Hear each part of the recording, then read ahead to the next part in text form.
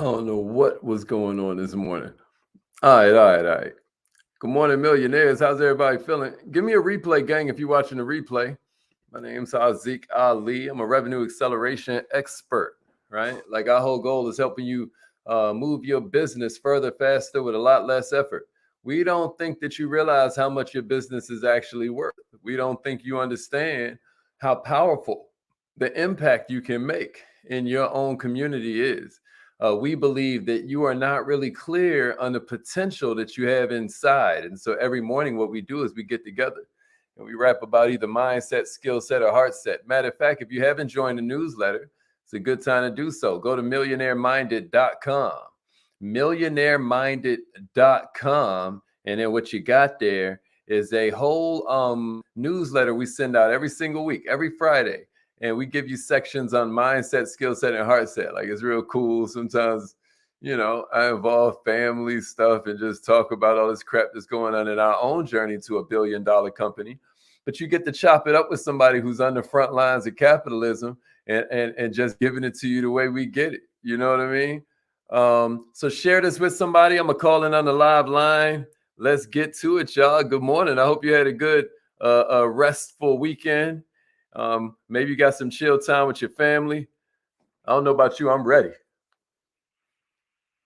You have something special. You have greatness in you. Hello, this is Les Brown, and you're in the right place at the right time because we're going to bring the millionaire out of you. That's a Just fact. hold on. That's a fact. Y'all ready? Thank you. Please announce yourself. All right. All participants are muted. Entry and exit tones are off. Okay. Good morning, millionaires. Good morning, millionaires. Share this with somebody if you want to be a better leader. I want you to claim it this morning. I am a better leader. I am a better leader. And then give me a share. That's the mantra we're going to start off this morning. If you're listening in on the live line, text message this to somebody right now and say, I am going to be a better leader. I am becoming a better leader. I am becoming a better leader. That's the vibes. I am becoming a better leader. I am becoming a better leader. What a worthy pursuit that is. Good morning, T. All right, my man Nunu is in the house. Mr. Terry's in the building. What's up, DeMarcus? Glad you made it in this morning. All right, my man D Money is up in here. Let's go. I am becoming a better leader. That's right, Christia. I am becoming a better leader, Dr. Marilyn. I see you in a little while. Dr. Marilyn got me coming in, speaking to her students. Chanel, good morning, Queen. I am becoming a better leader, Aisha. That's right. I am becoming a better leader, even with my legal side hustles. I am becoming a better leader. Let's get it. Give me that in a share.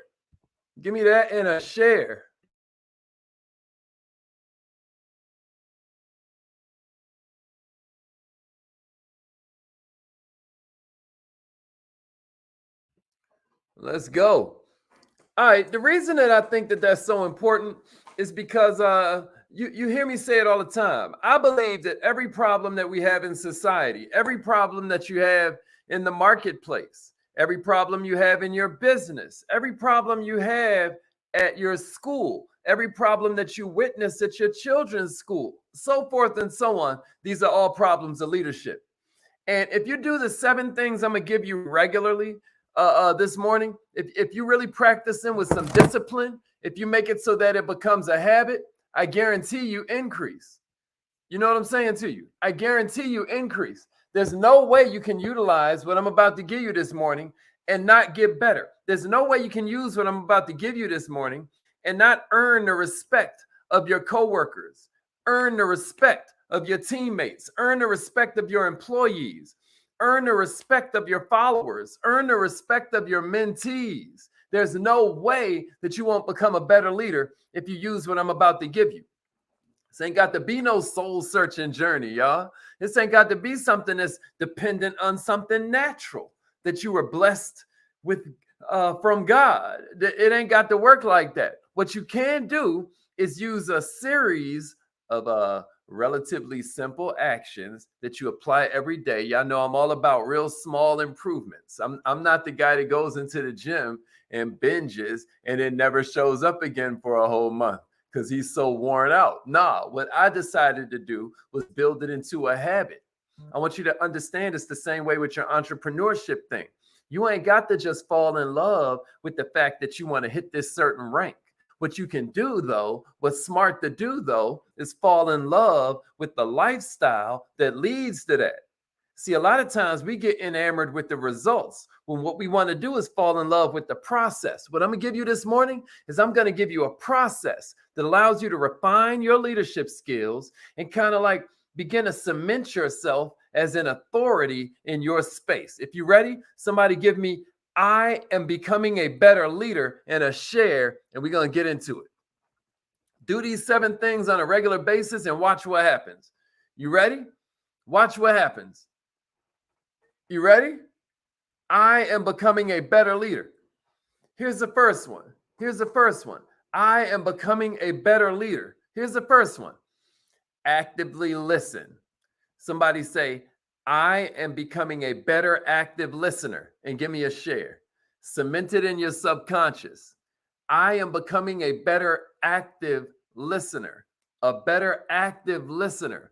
This is a crucial skill if you're trying to work in a collaborative environment, right? Especially if you're talking about leading people. You've got to be able to engage with people directly. Remember last week we were talking about how your marketing is going to be much more effective when you're talking directly to them. I got a couple text messages. I think DeMarcus sent me one where it was like, he followed the exact process we taught, and then literally they couldn't help themselves. It was like, tell me more. Like they were begging for more information, right? That's because relevancy creates response. I'm going to get a way better reaction if my ad says, attention, single mothers of 3, than if my ad says, attention, if you have ears. Like, what the heck? Attention, all women. It's like, it's not going to hit as hard as if I say, attention, single mothers with 3 or more children. Right, DeMarcus? Well, guess how we get that relevant? Guess how we get that honed in? Guess how we get that precise? We actively listen, y'all. That's how you make sure the icebreaker you use cuts to the core. That's how you make sure the product that you are selling hits the exact benefits that they need to solve their pain point, to solve that bump in the road for them. That's how you make sure you are prescribing instead of selling. Y'all hear that? Y'all hear the difference there? Right? You're a doctor. That means you should be writing prescriptions. But can you imagine if a doctor gave you a prescription without even asking you a couple questions first? Listen, we got to learn to actively listen. This is going to make you a much better leader because now you're showing you truly hear them. You're truly catching what they're putting down. This is one of the easiest ways to build really strong bonds and make yourself more accessible. Make yourself somebody who they feel more comfortable and safe falling under your leadership. You hear me? But the cold part is actively listening isn't just about listening to people when they happen to speak with you. Active listening means you're seeking out their opinions. Somebody with me? Somebody with me? It's about going out of your way to hear what your followers actually think. Huh? If you're a supervisor, if you're a team leader, if you're an entrepreneur, like in a network marketing or affiliate marketing space where you have a downline, you got to pull people aside individually. You got to talk to them about their thoughts and their feelings. You got to keep your ear to the streets. Somebody say, I am going to keep my ear to the streets. I'm going to keep my ear to the streets. This is how you make people feel valued. This is how you get closer to your people. You don't just make them feel closer, you're actually getting closer. You see the difference? Now you get to get all this valuable insight. Now you get to gain all these jewels that you wouldn't have even known about. And who's in a better position to use these jewels? You, the leader, or them, the one that's sharing it with you?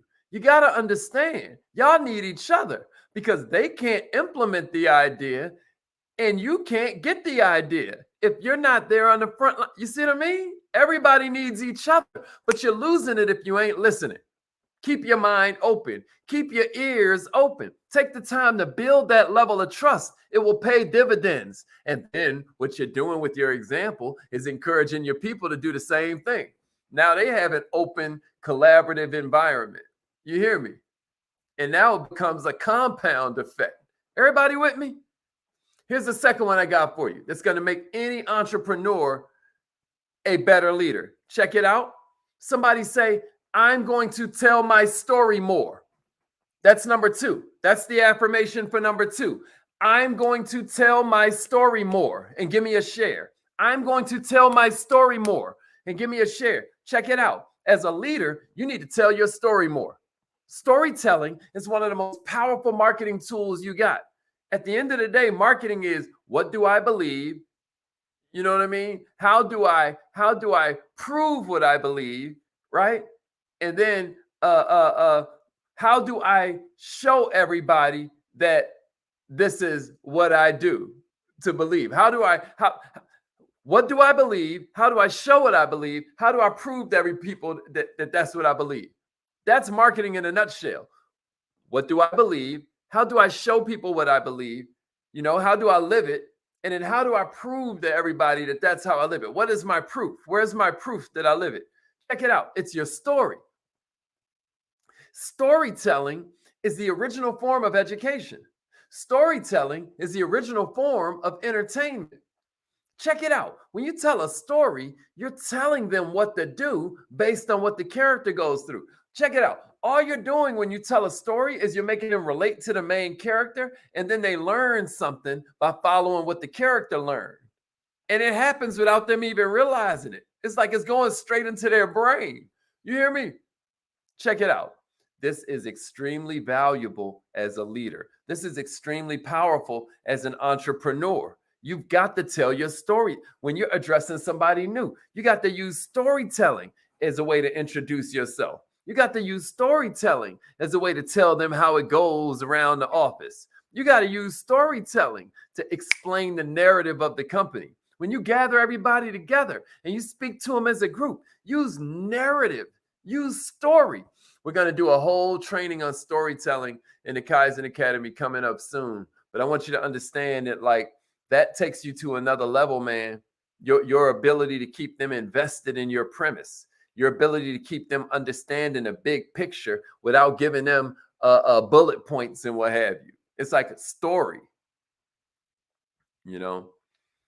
Y'all ever heard me y'all hear me tell stories all the time, right? So I don't have to go there. But all I'm saying is that when you're trying to motivate a worker who's apathetic, whether you're trying to explain something complex to your staff, listen to me. Learning to become a better storyteller is going to make you a better leader. Use a story from your past. Use a hypothetical story. I was just now talking to some of my friends yesterday and telling them, like, you know, how I clearly remember, you know, having teeth problems and having no money. So what I just got chew on the other side of my mouth.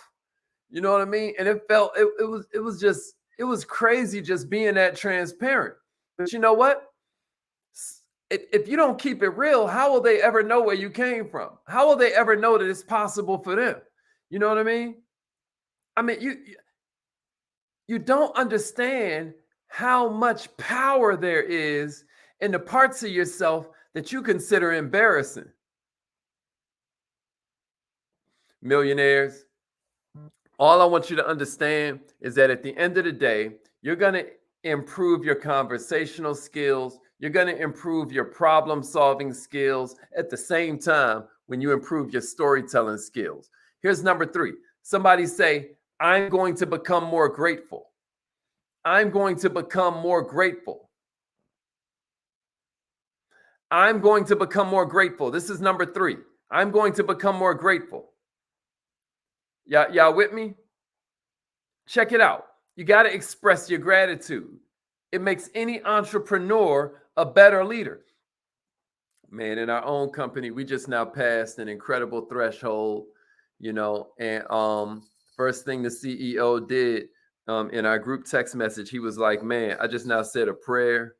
I just put a. It was just like, yes, celebration. Yes, it's everybody want to pop bottles and all of that. But check it out. Why are we doing that? It's not at its essence, supposed to be about social media seeing you pop bottles and all of this stuff where you flexing on everybody. The essence of it is supposed to be gratitude, y'all. How do you take the time to express your gratitude? First, to celebrate and give praise, because praise creates the atmosphere for more miracles, right? Praise tells the universe what you want more of. Praise tells God that you understand what he's doing, and therefore you can be trusted for him to do some more for you. You get what I mean? That's why the elders would celebrate birthdays, because it's like more life, right? You can individually thank your coworkers for doing a great job. You can regularly thank your social media followers for their support. It doesn't matter how you do it. I'm just asking you to think about how you do it. Are you expressing your gratitude as effusively as you express your worries, as you express your burdens? Are you counting your blessings, or are you counting your burdens? Just the very act of you expressing your gratitude around your people makes you a better leader. The very act of expression begins to impress upon the mindsets of the people that give you the gift of influence over their lives of how you're supposed to play the game.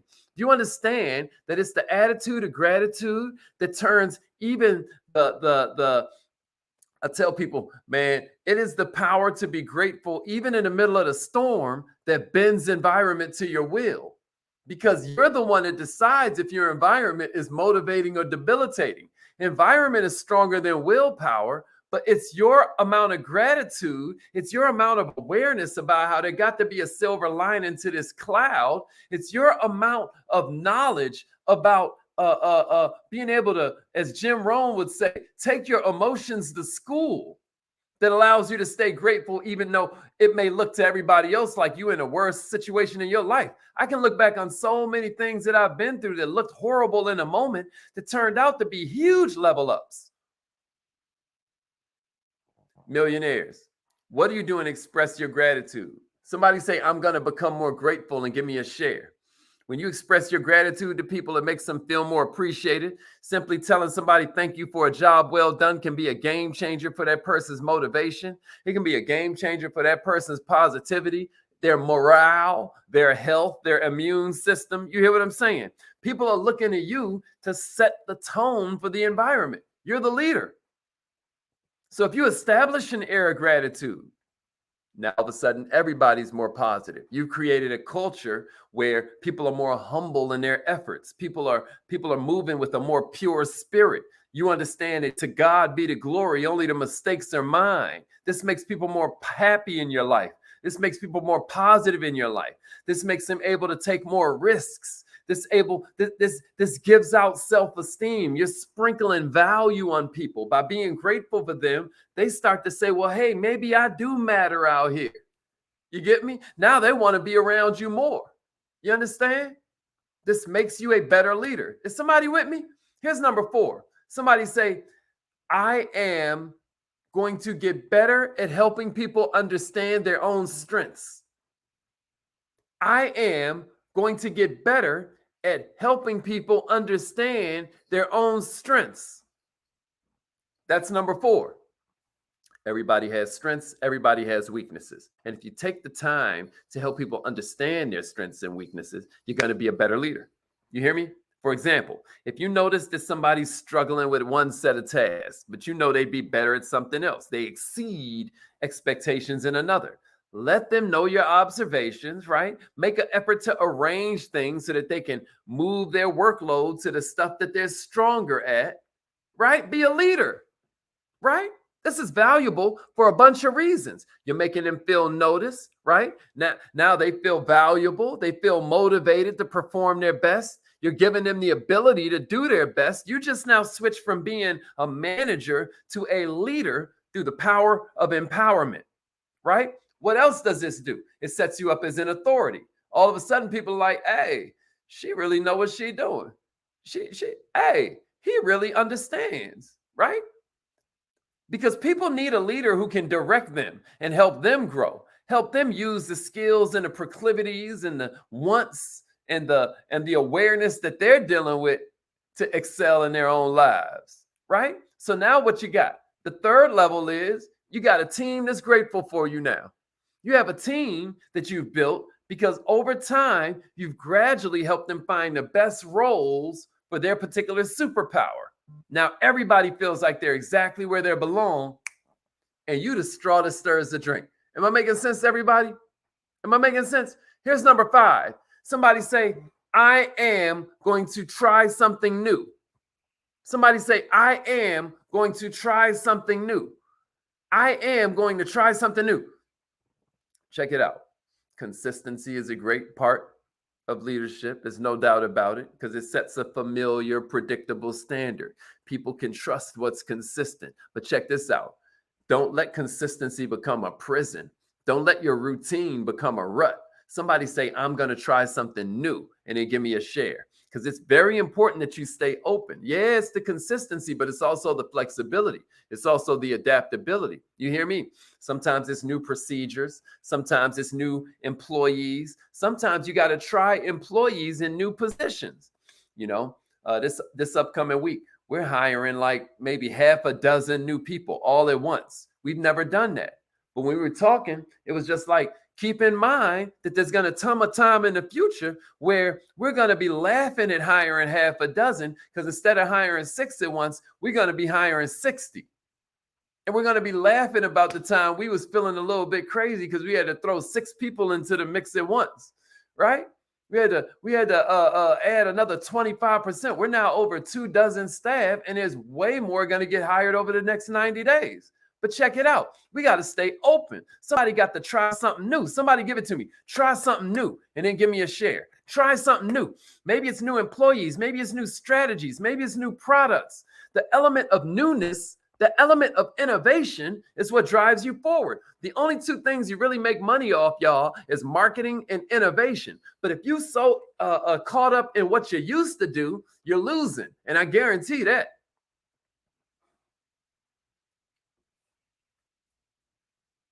They say the 6 most expensive words in business are, we've always done it that way.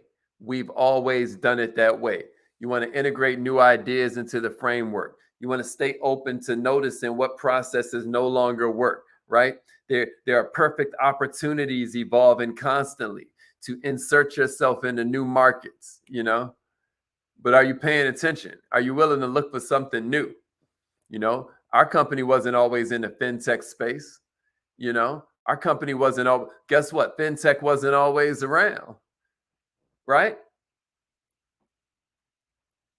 I hope you understand that, like, by being open to new ideas, you're also going to improve your image as a leader because they're going to be like, he don't always act like he knows everything. There's something to be said for being certain and knowing what you know. Oh, for sure. But there's also a level to being considered a great leader that shows you're innovative, that shows you're willing to take risks. That alone creates this immense respect from the people that follow you because they recognize the risks you're taking. They recognize the level of stature you have, and yet you're still open to their ideas. Am I making sense? Here's number 6. Somebody say, I'm going to simplify things. I'm going to simplify things. This number 6. And then I got one more for you. We almost out of here. I'm going to simplify things. Somebody give it to me and then give me a share. I'm going to simplify things. Go out of your way to simplify something at least once a week. It might be a complicated procedure. It might be a wordy email. It might be a messy office. Maybe your desk look crazy. Maybe the chain of command is off. The act of simplification alone can make you look like a much better leader. I'm talking about just because you're open to new ways of looking at old problems, it makes you a much better leader. No one can deny that. It sets a standard of constant and continuous improvement, aka Kaizen, right? Everybody with me? That starts to be contagious. Somebody give it to me. I'm going to simplify things. And then if you want extra points, say once a week. I'm going to simplify things once a week by demonstrating that simpler is better. by actively working to change things accordingly, you're going to show your employees, you're going to show your team, you're going to show your followers what's overcomplicated in their spaces. Instantly, you're relieving problems that people ain't even know they had. You hear me? But more importantly, as a leader, you're establishing an environment that makes them want to do the same thing. As a leader, it's important to realize nobody says monkey talk, monkey listen. It's all about the fact that it's monkey see, monkey do. You don't have to waste your time on micromanagement when you're setting a good example. And this is the last thing I got for you. Check it out, check it out, check it out. Check it out. This is the last thing I got for you. Somebody say, I'm going to get involved at the ground level and give me a share. I'm going to get involved at the ground level and then give me a share. I'm going to get involved at the ground level. One of the best, y'all ever seen Undercover Boss? One of the best actions you can take as a leader is getting involved on the ground floor. Sometimes when I'm there at the office, I'm listening in on customer service phone calls. Like I'm listening into how they're answering what's being asked. I'm going over the scripts, et cetera, so forth, right? Like the whole goal is to make sure you got your ear to the streets, because you can't lead people that you don't understand. You can't solve problems that you haven't properly diagnosed. Am I making sense? Am I making sense? If you're a popular social media personality, you want to take the time to have conversations with some of your regular fans, right? If you're the president of some manufacturing company, you want to take the time to get out there on the factory floor. If you're some big network marketing leader, you want to take the time to reach out to somebody who just now joined and ask them why. This is what politicians do. What are the day-to-day lowest level employees doing on a daily basis? Do you even know? Or are you completely just removed in the most dangerous position you could possibly be? You don't have to do it like a politician that's being all superficial, but what you can do is have the awareness to realize this is a smart thing for you to do. Build real relationships with the members of your workforce. Build real relationships with the members of your following. Work to understand their habits. Work to understand their concerns. That's just common sense. Not only does it make you look more personable and worthy of respect, but also it lets you identify pain points and be able to see around the corner. So when you're setting vision, it's relevant to the people you need to follow you, and that you need to pull off these big dreams you got, these big goals, these big targets you have for the second half of the year, or for the second half of the week, or the second half of the month. You get what I mean? I hope this has been helpful. Scale of 1 to 10. How did this feel to you? Scale of 1 to 10. How did this feel? And if it was a 10, then give me a share right now. That way, a year from now, it pops up in your memories. You know what I mean? Or share it in a Facebook group. Because it's the thing, y'all. Leadership don't always come natural to people. Some leaders are born, but most leaders are dragged, kicking and screaming to greatness. Right? It's history. It's the moment that makes you into a leader. You hear me? A lot of leaders are created by circumstances. They're forced into leadership by dire straits. They're forced into leadership by incredible inflation. There are people becoming entrepreneurs right now that never would have looked at being an entrepreneur, except the moment. You get what I mean? Is everybody with me? So I just want you to understand, if you commit yourself to continuous self-improvement, your leadership skills are going to develop naturally. You're going to earn the respect that you're looking for. And once you earn the trust and the respect of the people that are around you, the rest is naturally going to fall into place, because with that respect comes power. I'll call in right now. It's affirmation time. And if y'all rock with me, y'all hear me say this all the time. It's very true that with great power comes great responsibility. But never forget, millionaire, with great responsibility comes great power. Repeat after me. I am so happy and grateful